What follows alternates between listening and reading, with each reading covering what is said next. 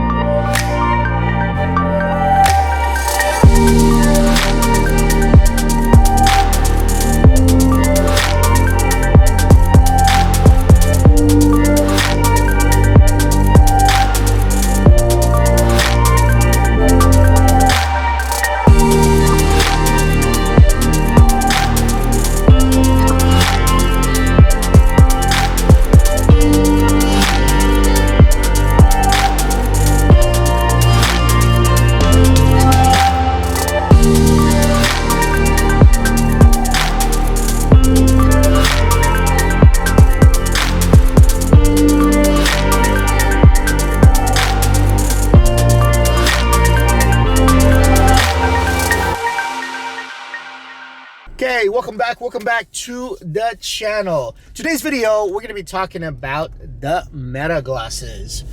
6 months using into the Meta glasses. My thoughts and feelings behind these glasses. Let's go through the pros and cons. So after having these glasses for that period of time, they have been a value for me. In that regards to, as a content creator, I'm able to use these to supplement my workflow and to supplement the content that I need, especially those POV look. The fact that I can candidly shoot right away with the glasses. For instance, if I wanted a POV of my hand pointing at the airplane, that's the beauty of these glasses. The POV is a must for other angles and looks. I like that look sometimes where it gives it a raw, intimate moment where it's just you, your hands, and what's in front of you. They've actually traveled with me internationally, and I've created content with this through vlogging, through stock video. Yeah, I believe it or not, these glasses have shot content for stock video on the vertical, and I was able to sell that content already. So that is a huge plus as a stock creator, a stock photo or video creator, mostly video. These glasses have allowed me to make money off what I've captured in these Meta glasses. To me, that's fascinating. Even though, it hasn't been enough to pay for the glasses itself, the fact that these glasses have made me less than 10 bucks, that is a good, healthy sign. The more I do it, the more I create content out of these glasses, the more eventually it's gonna pay off. Another thing is these cameras can be used as second, third, fourth camera. For instance, I'm shooting with this camera. This is staged because I have it on a stick and I'm forcing it to frame it. Whereas this is B camera, it feels raw, organic, and I can look a certain way. It doesn't have to be scripted where the lens and the camera itself just free flowing, and so that gives a different look into the presentation of your video, and that helps a lot with that look and feel for the camera angles that you're looking for. The first thing I notice with these glasses is the light. Whenever you're recording, I don't know if you see it, the light turns on. I think it's in one on my right side, it's turning on. So if you see the glasses, the light turns on. I know it lets people know that they're being recorded, but for the most part, I actually prefer it off. And so I've had to find a way to hack the glasses so that way it shows that I'm not recording. I don't like it on. It gives too much attention. Another thing is they do work as some kind of a shade towards the sun. As you can see, it transitions, so different parts of the lens transitions as the light hits the lens. So that makes a huge difference. Right now I'm not squinting because I can look at directly at the sun, whereas if I'm looking at the sun without the glasses, I'm squinting heavily. And with the glasses, the transition kicks in even more, and I feel like I have sunglasses. So that is the beauty of these glasses, the transition. Sometimes it doesn't transition as fast, but it's okay. That's not a big deal for me. The startup time, I've had it for a while. I don't know if I've damaged it or because I brought it to tropical countries and the moisture, but I noticed after taking out of the case that the glasses lag to turn on. Like if I need to be like running gun, I need to work as soon as I put it on. That's what I needed to. But for the most part, what's happening is, well, as soon as you put it on, I have to wait for it for like a few seconds, tap it, just so it would wake up. And it's quite annoying that it's not waking up rapidly. And you know, there's a lot of stories out there in the streets that I need to capture, like very cool stuff or stock videos I need to capture. And it's really slow in the reaction on that part. Whenever I film, everything is 9:16. Filming 9:16 is okay, but I wish it was 16:9 and I can just crop down to 9:16, because most of my work, as you can, this is landscape right now with this camera.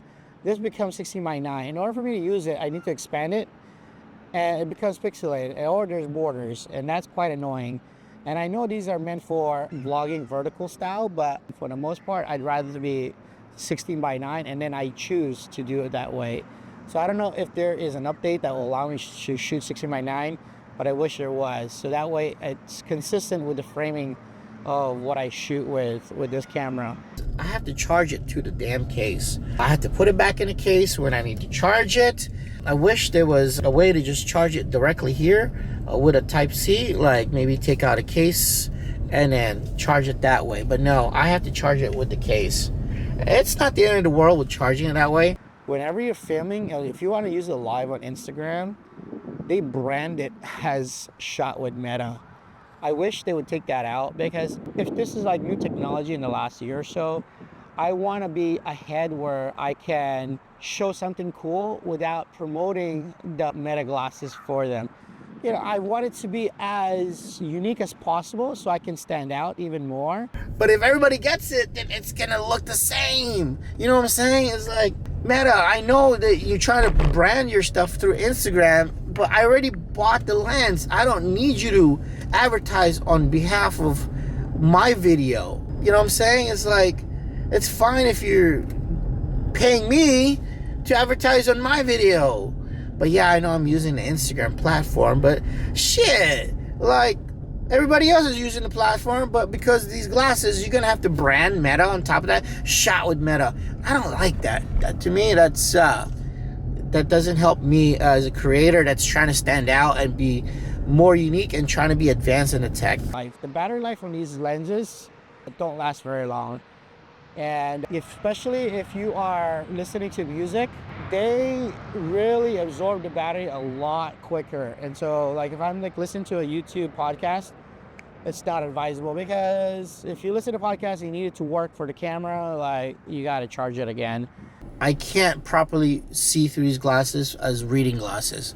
I know they have, you can take it to like a lens crafter, and they said there is like lenses that allow you to read, but it's like the bottom half of it, and so you have to look down to read, and then the other half is the way it's just normal lens.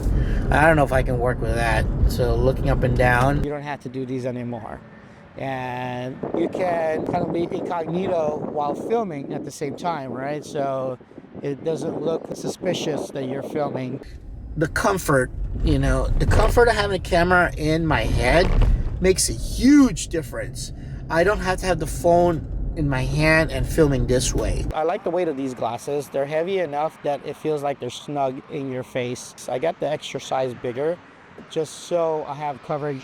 Yeah! Anyway, so what was I gonna say? If you guys have any questions, comment down below. Don't forget to like and subscribe. I'll see you guys in the next video. Peace.